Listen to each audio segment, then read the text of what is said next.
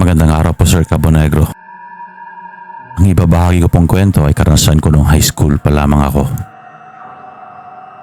Tawagin niyo na lamang po akong Mon. Lumaki po ako sa hirap. Ang aking ama ay isang karpintero at ang aking ina naman ay may maliit na pwesto ng mga banana cue, kamote cue at turon sa labas ng palengke. Minsan, gumagawa rin siya ng kamote chips at banana chips. Araw-araw pagkatapos ng klase sa eskwelahan, dumidiretso ako sa tindahan ng ina para tumulong. Kung minsan naman ay inilalako ko aking paninda ng inay para mabilis maubos at dagdag pambaon na rin. Kasi syempre, may konting dagdag presyo yun kapag inilako ko. At yun ang pangdagdag sa baon ko. Simpleng diskarte sabi nga ng inay. Madalas sa ibang bayan nalilistino ang tatay sa pagkakarpentero. Kaya kami lang ng inay ang lagi magkakasama. Isang araw, dumating ang tatay na may magandang balita. Medyo galante daw ang nagpagawa ng bahay sa kanila kaya malaki-laki rin ang naiuwing pera ng tatay. Gusto daw niyang umuwi kami ng Romblon sa probinsya nila. Dahil bakasyon naman daw kami sa eskwelahan. At matagal na rin daw siyang hindi nakakauwi sa probinsya nila. Matagal-tagal na rin niyang hindi nakikita ang kanyang mga kapatid. Sa susunod na araw, maaga tayong aalis, sabi niya sa amin ng inay. Gabi ang biyahe natin para umaga nandun na tayo sa pantalan ng Romblon, sabi pa ng tatay. Agad naman kami nag-impake ng inay na mga dadalhin namin. Excited kami pareho. Dahil sa pagkakatanda ko, grade 4 pa lang ako nung huli kaming nagbakasyon sa Romblon. Dumating ang gabi ng alis namin, sumakay kami sa jeep papuntang pier. Matapos ang isang oras sa biyahe sa jeep, sumakay naman kami ng barko. Pagkasakay pa lang namin ng barko, naramdaman ko agad ang lamig ng hangin galing sa karagatan. Tumambay kami saglit ng inay sa deck, pero bumalik din kami agad sa higaan namin. Dahil bukod sobrang lakas ng hangin, sobrang dilim din ng paligid kaya wala ka rin makikita magandang view. Pagbalik namin sa pwesto namin, si tatay nakahiga na. Isinicure muna namin ng inay ang mga gamit namin at kami humiga na rin. Maliwanag na nang ginising ako ng inay. Malapit na rin kami sa pantalan. Pagbaba namin ng barko, sumakay ulit kami ng jeep. Habang nasa daan kami, napansin kong madalang pa lang ang mga bahay at yari ang mga ito sa bubong na dayami at kawayan na dingding. Lupa pa lang ang mga daan, malawak din ang mga palayan. May mga parte na makikitid ang daan at dalawang gilid ay puro mga puno. Tumigil ang jeep sa bukana ng isang kaka-harvest lang na palayan. At sa dulo ay tanaw ang isang bahay na malaki para gawa sa sasa, ang bubong at kahoy at tabla naman ang dingding. Ang sabi ng tatay, yun na daw ang bahay ng kanyang kapatid na si Tio Gimo. Pagbaba namin ng jeep, pinaybay namin ang mahabang bagong harvest na palayan. Nang malapit na kami sa bahay ay agad na tumakbo palapit sa amin si Tio Gimo. Tuwang-tuwa sila ng yakapan ni tatay. Pagkatapos ng yakapan ay napatingin siya sa akin. Ikaw ba yan, Mon? Ang laki mo na. Masayang bati sa akin ang tiyo. Agad niyang kinuha ang mga gamit na bitbit namin at sinamahan kami pumasok sa bahay. Pagpasok namin, naghahanda na ng kape, tinapay at nilagang kamote sa mesa si Tia Oring. Siya ang asawa ni Tio Gimo. Habang nag-aalmusal kami, tuloy-tuloy pa rin ang kwentuhan nilang apat. Si inay at si Tia, halos di na nagagalaw ang kanilang mga pagkain dahil sa kakakwento. Sina tatay at tiyo naman ay panay ang tawanan habang naghihigop ng kape. Nasabi ni Tiyo na maaga daw umalis si Manong Sid, ang anak niya na Tiyo. Nagrarasyon daw ito ng mga gulay at bigas sa bayan o sa palengke. Mon, baka gusto mong sumama sa manong Sid mo bukas sa pagrarasyon sa bayan para makapasyal ka rin. Tanong ni Tiyo sa akin. Sige po Tiyo. Mabilis kong sagot na nakangiti habang umunguya ako ng kamote. Matapos kumain ay pinagpahinga muna kami ni Tiyo sa kwartong tutulugan namin. Hindi rin naman kami makatulog ng inay dahil mahaba-haba rin naman ang naitulog namin sa barko. Kaya inayos lang namin saglit ang gamit namin at tumabas na rin kami ng kwarto. Sa labas ng bahay naglalakad-lakad sina Tatay at Tiyo, samantalang si Tia naman ay nasa kusina. Nakaupo at nagtatanggal ng mga talbos ng kamote. Para daw lutuin niyang sinigang na hipon sa pananghalian. Lumapit sa kanya si inay at tumulong habang nakipagkwentuhan. Lumabas naman ako ng bahay at nag-ikot-ikot sa paligid. Masarap ang simoy ng hangin. Malawak at malinis ang palayan ni Tiyo. At sa tabi ng bahay, amoy na amoy ang mabangong bagong harvest na palay. Matapos ang masarap na pananghalian, ibinaba na ni Tiyo ang duyan sa puno ng mangga. Sa kanya ako tinawag at pinaupo doon. Masarap daw tumambay doon dahil malilim at mahangin. Tuwang-tuwa naman ako nang umupo ako doon. Maya-maya, humiga na ako. At dahil masarap ang simoy ng hangin, hindi ko namalayan na nakatulog na pala ako. Naramdaman kong may gumigising sa akin. Pagmulat ko, nakita ko ang isang lalaki at ang matitigan ko ito. Namukhaan kong si Manong Sid dahil sa singkit niyang mga mata.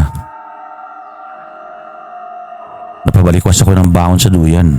Namuntik ko nang ikahulog kaya tawang-tawa naman si Manong Sid. Oh, dahan-dahan lang Mon. Tinulungan niya ako makatayo at agad akong niyakap. 3 taon lang ang tandaan sa akin ni Manong Sid kaya naman magkasundo kami nung mga bata pa kami. Napasarap yata ang tulog mo sa duyan, nakangiting sabi ni Manong.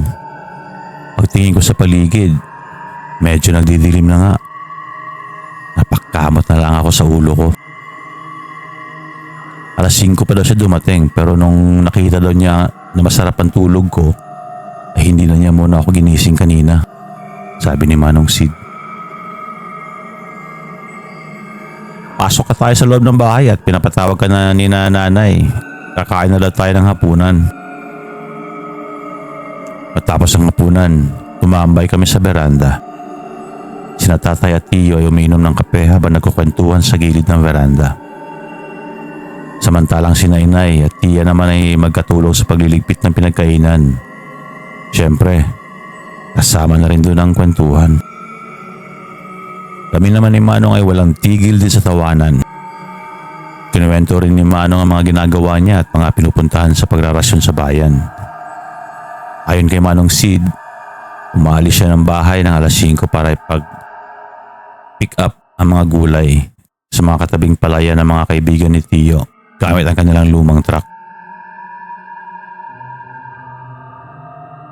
Bale, ang mga gulay na nirarasyon niya ay sa mga kaibigan ni Tiyo Gimo at mga bigas naman ay mismong galing sa palayan ni Tiyo. Binabayaran lang daw si Manong Sid ng mga kaibigan ni Tiyo para sa mga gulay na ipaparasyon. Ayon din kay Manong Sid, 1 buwan niya ang gagawin yun kapag panahon ng manihan. Tamang-tama daw ang dating ko dahil ayon daw kay Tatay ay 1 buwan kaming mamamalagi sa bahay ni na Manong. Mayroon daw kasing gustong kumuha kay Tatay na kaibigan ni Tiyo Gimo. Magpapagawa daw ng bahay na hindi naman kalakihan. At tinanggap naman daw ito ni Tatay. Naalala ko bigla yung lalaking kausap ni Tatay at Tiyo sa palayan ng tanghali. Baka yun nga sinasabing kaibigan ni Tiyo na magpapagawa ng bahay. Ano Mon? Sama ka bukas? Biglang tanong sa akin ni Manong Sid nang makita na katulala ako.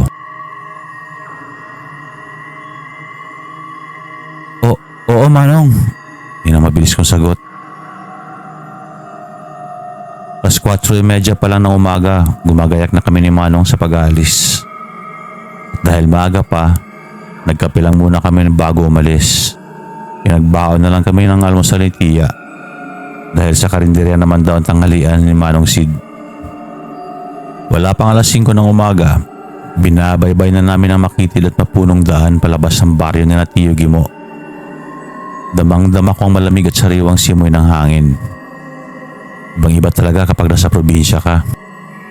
Lalo na yung malayo sa bayan, mabango at sariwang simoy ng hangin. Madalang ang mga kabahayan, malalayo ang mga agwat ng mga bahay. Gawa sa kawayang dingding at bubong na dayami. Simple at payak ang pamumukay. Habang pinagmamasdan ko ang aming dinadaanan, napatingin ako kay Manong Sid. Nakangiti ito. Matagal na pala niya akong pinagmamasdan habang abala ako sa pagmumuni-muni. Ano mon? Nag-enjoy ka ba sa nakikita mo? Tanong niya sa akin. Oo Manong, sarap dito. Parang walang problema. Tahimik at sariwang hangin. Sagot ko naman. Dahil naging abala kami sa kwentuhan, hindi namin namalayan na malapit na pala kami sa bayan. Pagdating namin sa bukana ng palengke, unang bumaba si Manong at sumunod na rin ako. Pumunta siya sa likuran ng truck at binuksan ang trapal. Nanlaki ang mga mata ko sa nakita ko. Puno ng mga iba't ibang klaseng mga gulay at mga sako ng bigas ng truck. Nung sumakay kasi kami sa truck at nakatakip na ang tolda sa likuran, kaya hindi ko akalain na ganun pala karami ang nirarasyon niya. Bago ako umuwi sa bahay sa hapon, inaayos ko na mga irarasyon ko kinabukasan para aalis na lang ako ng bahay. Biglang sambit ni Manong Sid na nakangiti. Nakita niya kasi akong napamulagat sa mga nakita kong laman ng truck. Napamangha naman ako sa tinura ni Manong. Talaga palang napakasipag ni Manong Sid. Unti-unti na naming binaba ang ibang mga gulay at bigas na makita naming papalapit na mga may-ari ng tindahan.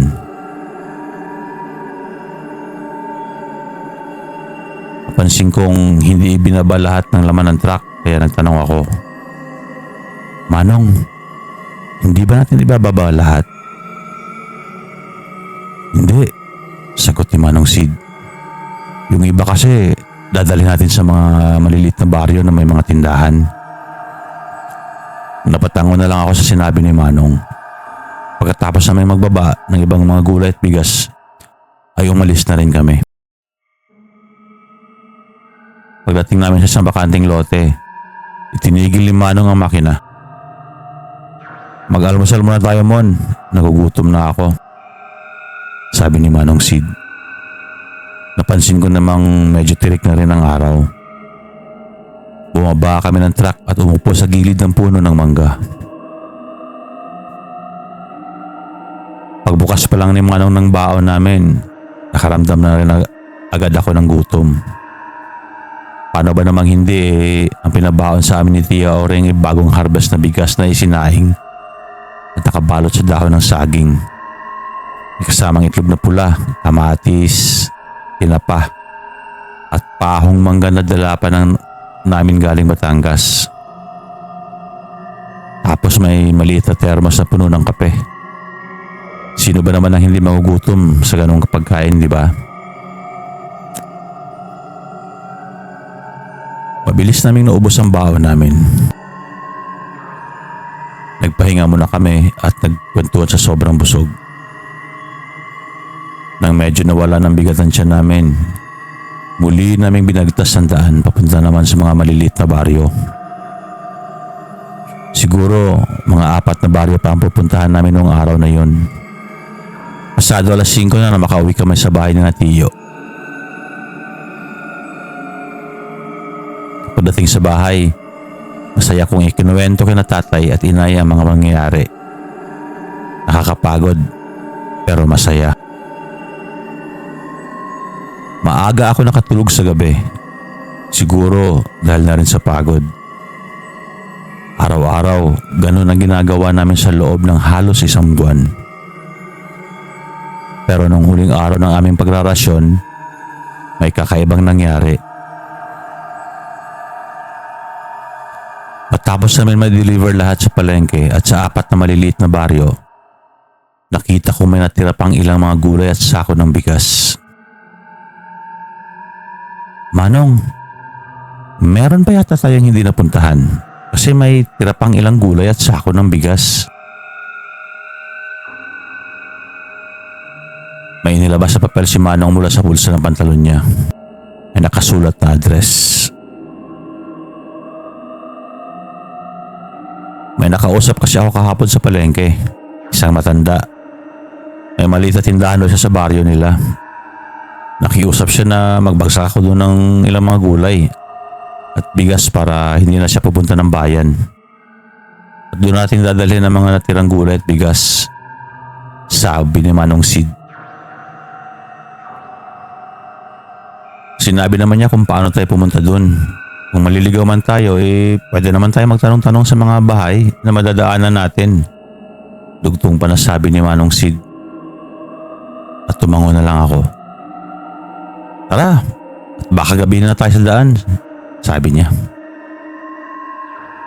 Habang binabagtas namin ang daan papunta sa baryo na sinasabi ng matanda, napansin namin na halos walang bahay sa paligid.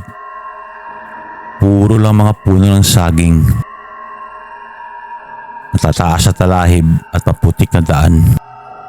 Maya-maya, may natanaw na kami na ilang mga kabahayan at mga tao sa paligid. May kakaibang takot kaming naramdaman. Ang mga tao kasi doon ay kakaiba kung tumingin. Mga seryoso na titig sa amin. Napansin namin may matandang kumakaway sa amin sa dulo.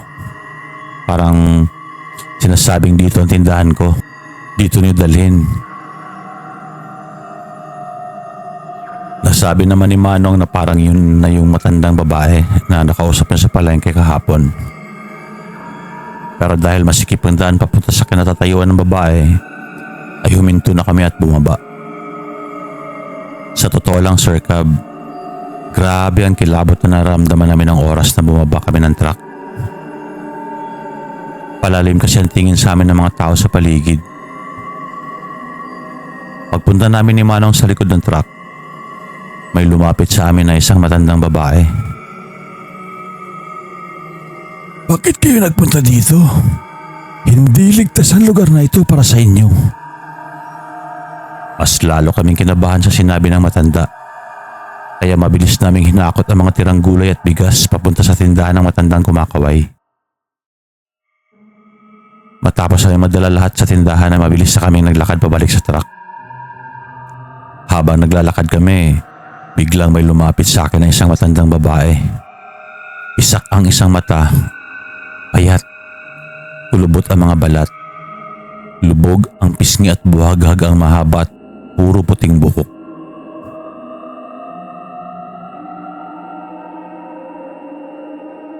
Napatigil ako sa paglalakad.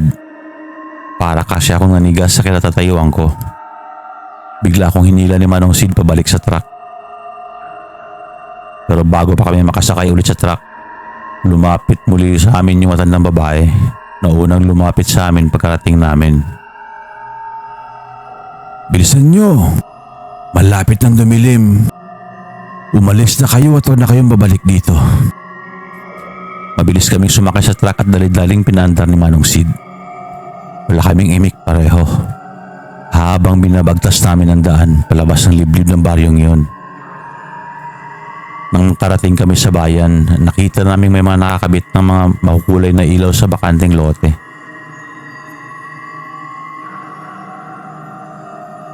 At dahil pareho pa kaming teenager ni Manong, napalitan ng takot namin ng kuryosidad sa kung anong gaganapin sa nilalagay ng mga pailaw.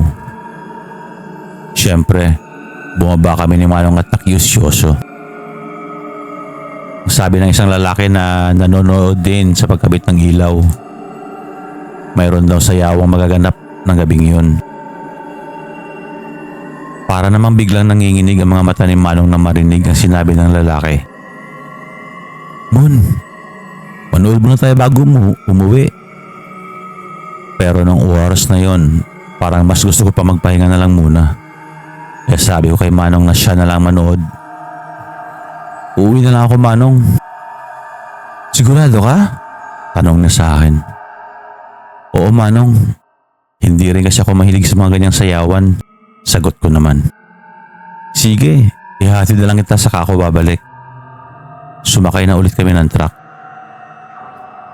Pagdating sa bukana ng palayan ni na Tiyo, Manong, dito na lang ako bababa. Malapit na rin naman ang bahay. Saka tanaw ko naman ang bahay mula dito. Sigurado ka ba, Mon? Oo, Manong. Kaya ka na umuwi mag-isa. Gusto ko rin maglakad-lakad sa palayan pa uwi. Masarap kasi ang simoy ng hangin. Sige, Mon. Ipagpaalam mo na rin ako kina tatay at nanay. Maya-maya uwi na rin ako. Sabi ni Manong at pinaandar na muli ang truck. Sinimulan ko ng paglalakad pa uwi.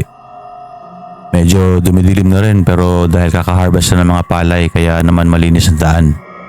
At tanaw na tanaw ko ang bahay ni na Tiyo. Habang naglalakad ako, aliw na aliw ako sa sariwang hangin at sa kakatingin sa paligid. Dumadami na rin ang mga alitap-tap sa dinadaanan ko. Kaya patigil-tigil ako sa paglalakad. Sinubukan ko ring ulihin ang mga ito hanggang sa hindi ko na malaya na iba na pala ang dinadaanan ko. Pero ang pinagtataka ko, diretso lang naman ang nilalakaran ko. Wala naman ako nililikuan pero bakit hindi ko matanaw ang bahay ni na Tiyo?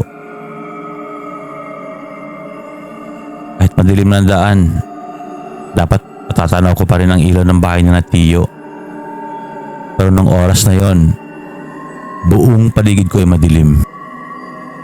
Kahit ang mga alitap-tap na kanina lang ay nagliliwanag, ngayon ay parang naglahong lahat.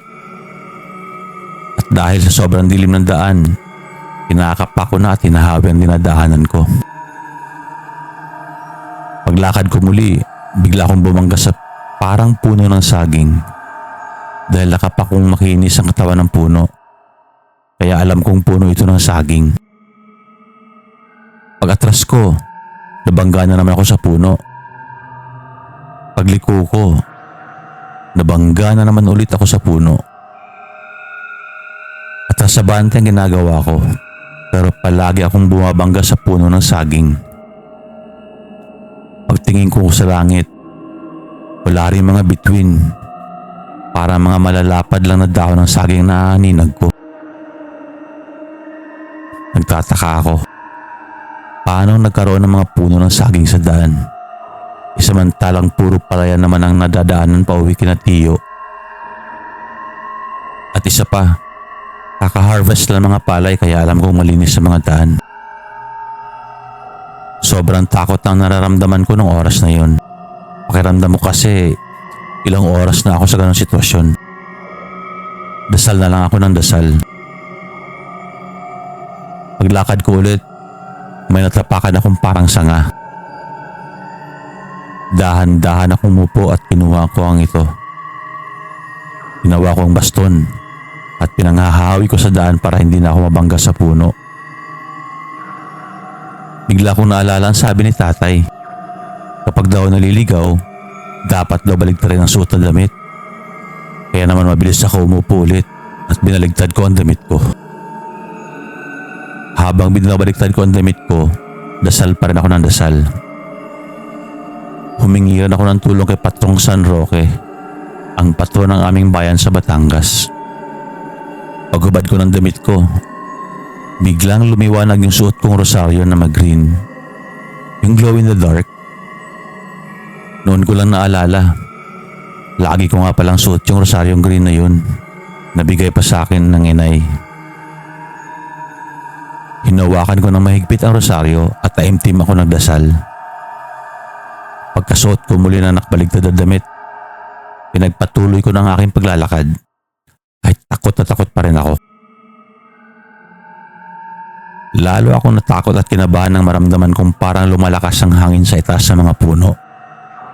Dahil ang mga dahon nitong malalapad ay parang hinahawi ng malakas na hangin. at lumilikha ito ng tunog na lalo kong kinatatakot. Ayoko na sana ipagpatuloy ang paglalakad ko dahil sobrang dilim talaga ng paligid. Ang tanging liwanag ko lang ay ang suot kong rosaryo. Pero naisip ko rin na sigurado nag-aalala na sina inay at tatay sa akin. Kaya pinagpatuloy ko muli ang paglalakad habang nagdarasal. Hinahawi ko ang dinadaanan ko gamit sa mga sanga na napulot ko. Nang bigla ko makarinig ng tahol ng aso. Unang pumasok agad sa isip ko na kapag may aso, ibig sabihin may mga bahayan. Mabilis kong sinundan ang tahol kung saan nangagaling. Minsan, biglang nawawala ang tahol. Minsan naman, may tahol ulit. Hanggang sa lumakas na ang tahol ng aso. Patakbo ko ng sinundan ang tahol. Kahit nagkakandara pa na ako sa pagtakbo. Napahinto ako saglit nang biglang mawala ulit ang tahol. Napansin ko rin na parang wala na mga puno sa dinadaanan ko. Naglakad ako ulit dahan-dahan dahil hindi ko na marinig ang tahol ng aso. Pero napansin ko sa di kalayuan, may parang liwanag. Sinundan ko yon at habang papalapit ako sa liwanag, nakita ko ang isang kubo. Bigla rin nawala mga malalapad na dahon na nakatakip sa langit. Kaya pagtingala ko, nakita ko na mga bituin. Mas binilisan ko pa ang paglalakad. Takbo-lakad ang ginawa ko hanggang sa makita ko ang kubo ng may tao. Paglapit ko sa kubo, nagulat pa sa akin ang mag-asawang nagbabayo ng palay. Siguro, mga nasa edad 60 mag-asawa. Napansin ko rin ang itim na aso na natutulog at nakatali sa gilid ng bahay nila. Sino ka? Anong ginagawa mo sa lugar na ito? 10 oras na ng gabi. Hindi mo ba alam na delikado sa lugar na ito? Saan ka nang galing? Sunod na tanong sa akin ng matatandang lalaki. Hindi ka agad ako nakasagot sa tanong niya. Sa halip, Lolo, kanina pa po ba tumatahol ang aso niyo? Tanong ko rin sa kanya. Hindi siya tumatahol.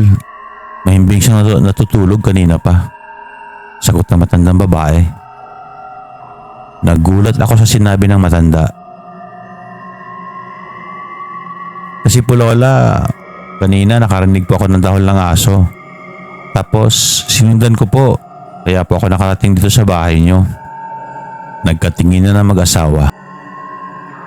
Halatang nagulat sa sinabi ko. Pinapasok nila agad ako sa loob ng bahay at binigyan ng lugaw. Habang kumakain ako, tinanong nila kung saan ako nakatira at kung ano nangyari sa akin. Ikinuwento ko sa kanila ang lahat na nangyari. Simula nang ibaba ako ni Manong Sid sa bukana ng palayan ni Tiyo. Nakita ko sa mga mata nila ang takot. Paano ka nakarating dito? Napakalayo nito mula sa pinanggalingan mo. Itong suba ang tatawirin mo bago ka makarating dito. Sabi pa ng matandang lalaki. Wala naman po akong maalalang may nadaanan akong may tubig. Sagot ko. Hindi mo ba alam na may mga manananggal na gumagala kung saan ka naligaw? Mabuti, wala nangyaring masama sa'yo sa loob ng gubat. Sabi pa ng matandang lalaki. Nanlaki ang mga mata ko. Natigilan ako at nanginginig sa takot. Naalala ko bigla yung mga tunog at malakas na hangin na parang umawi sa mga malapad na dahon. Mas lalo ako nanginig sa takot at hindi na nakakain. Pinahiga nila ako malapit sa altar. Magpahinga ka na at maaga ka naming ihatid bukas sa tiyo mo, sabi ng matandang babae. Siguro dahil na rin sa pagod kaya mabilis rin ako nakatulog. Medyo magliliwanag na nang gisingin ako ng matandang babae. Nagkain siya ng nilagang saging na saba at mainit na tsokolate sa mesa at sabay-sabay kaming kumain. At tapos naman kumain ay gumayak na kami. Ihahatid na daw nila ako sa bahay ni Tiyo. Medyo malayo-layo rin ang lalakbay natin. Pero hindi tayo dadaan sa pinanggalingan mo kagabi. Dahil delikado dun kahit araw. Sabi ng matandang lalaki. Nagsimula na kaming maglakad. Iniwan nila ang aso sa labas ng pinto ng kanilang bahay. Bantay daw yun sa bahay para wala makapasok. Tao man o hindi tao. Tinitigan ko ang aso. Sa tingin ko parang ordinaryong aso lamang naman yun. Pero siguro may espesyal talaga siyang katangian. Nagpasalamat ako kay Bantay bago kami umalis. Habang naglalakad kami, napansin kong kahit matanda na sina lolo at lola ay malalakas pa rin sila. At parang hindi napapagod sa paglalakad. Siguro ganun talaga kapag laki sa liblib na probinsya. Malalakas ang katawan kahit matanda na. At sanay sa malayong lakaran. Katulad na lang ng Tiyo Gimo ko na parang hindi napapagod sa maghapong trabaho sa bukid. Mga kabahayan na ang dinadaanan namin. Nang makalampas kami sa bahayan, dumaan kami sa isang suba. Nang makalampas kami sa suba, may kinausap si Lolo na isang binatilyo sa isang kubo. Matapos sila mag-usap, umalis saglit ang binatilyo at pagbalik, may dala na itong kariton na hila-hila ng kalabaw. Doon daw kami sasakay pabalik sa bahay ni Tiyo. Malayo-layo rin ang nilakbay namin. Kada suba na madadaanan namin, ay tumitigil ang kalabaw para magpahinga at uminom. Habang naglalakbay kami, napag-isip-isip ko na ganun pala talaga kalayo ang nilakbay ko kagabi nang maligaw ako. Pero bakit hindi ko man lang naramdaman? Hindi nagtagal ay narating din namin ang bukana ng palayan ni Tiyo. Natanaw ko agad ang bahay ni Tiyo Gimo. Napansin ko rin ang medyo maraming tao. Bago kami makalapit sa bahay ni Tiyo, bumaba na agad ako sa kariton at umiiyak at tumakbo sa inay. Niyakap agad ako ng inay at ng tatay na umiiyak at alalang-alala rin.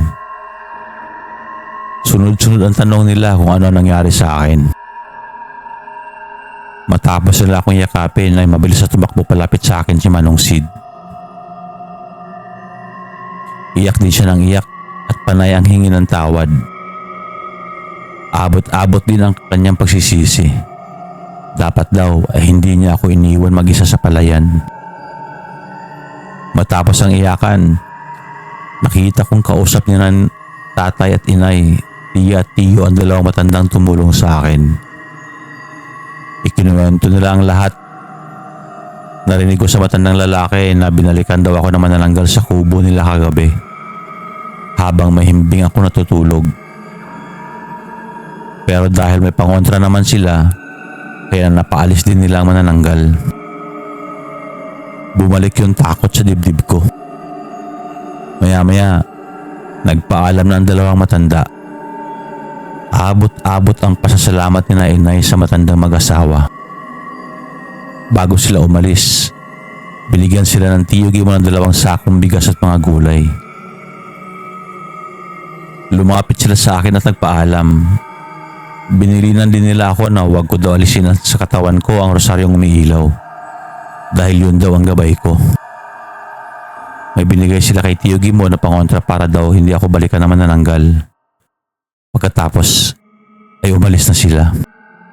Kinagabihan, nagpasya na sina Itay at Inay na bumalik na kami sa Batangas. Kinabukasan, pagkatapos naming lahat mag-almusal, ay inihatid na kami sa pier na Tiyo Gimo at Manong Sid. Bago kami sumakay ng barko, nabanggit sa akin ni Manong Sid na baka daw may kinalaman ang pagrarasyon namin sa liblib na baryo at ang paglapit sa akin ng matandang pisak ang mata sa mga nangyari sa akin sa pag-uwi ko. Hindi man kami sigurado ni Manong Sid, pero malakas ang kutob namin na totoo ang hinala namin.